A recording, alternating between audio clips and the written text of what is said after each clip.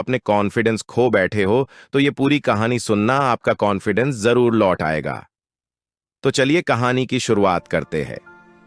यह कहानी मुंबई के एक होनहार लड़के की है। मुंबई के एक पार्क में एक लड़का उदास बैठा कुछ सोच रहा था। वो किसी बात को लेकर दुखी था।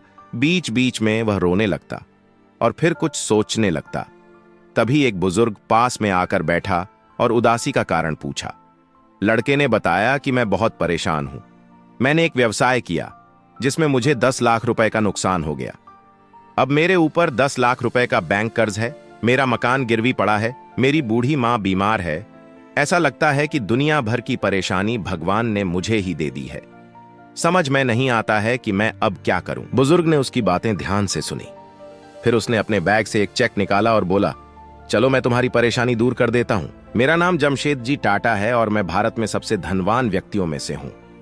ये लो, मैं तुम्हें 10 लाख रुपए का चेक दे रहा हूं। तुम इससे अपनी परेशानी दूर कर लो और फिर पैसे कमाकर 1 साल में मुझे वापस कर देना। मैं तुमको अब से ठीक 1 साल बाद यहीं मिलूंगा और अपने पैसे ले लूंगा। इतना कहकर वो बुजुर्ग वहां से चला गया। लड़का आवाक रह गया, जैसे कि वह कोई सपना देख रहा हो।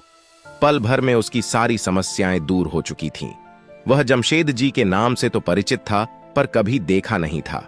उसे तो विश्वास ही नहीं हो रहा था कि कोई इतनी बड़ी रकम किसी अनजान व्यक्ति को कैसे दे सकता है। उसने सोचा कि जब अनजान व्यक्ति मुझ पर भरोसा कर सकता है तो मुझे खुद पर भरोसा क्यों नहीं है। अब उसने निश्चय किया कि पहले वो चेक इस्तेमाल नहीं करेगा। पहले वह अपना पूरा प्रयास पूरी ईमानदारी से करेगा और यदि वह अपने पहले प्रयास में असफल रहा तभी वो उस चेक का इस्तेमाल करेगा।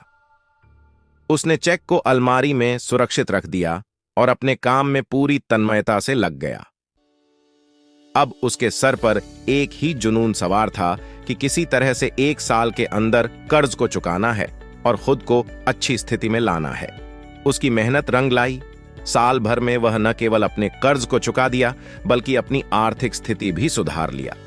ठीक 1 वर्ष बाद उसी तारीख को उसी चेक को लेकर वह पार्क पहुंचा और उस बुजुर्ग का इंतजार करने लगा। तभी वो बुजुर्ग आते दिखे।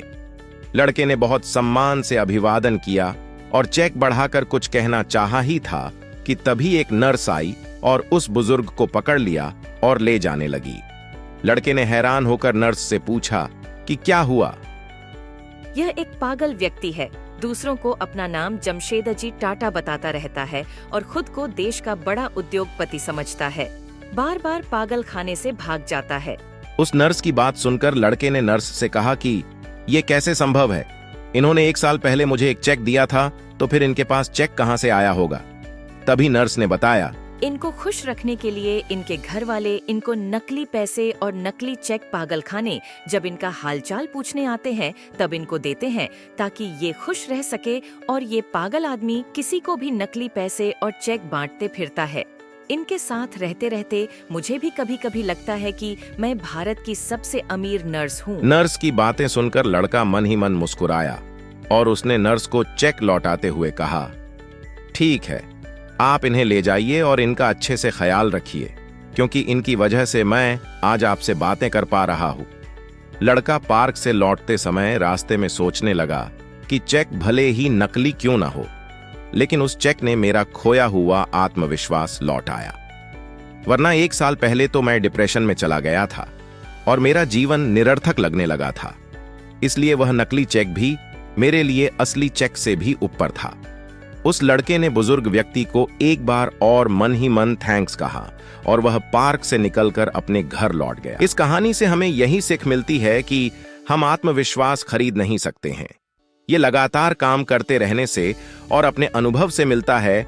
आत्मविश्वास के बिना छोटा सा काम भी मुश्किल लगने लगता है।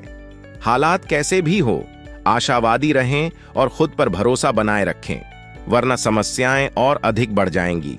और खुद पर भरोसा हो तो बड़ी से बड़ी समस्याएं भी अपने सामने माथा झुक जाती हैं।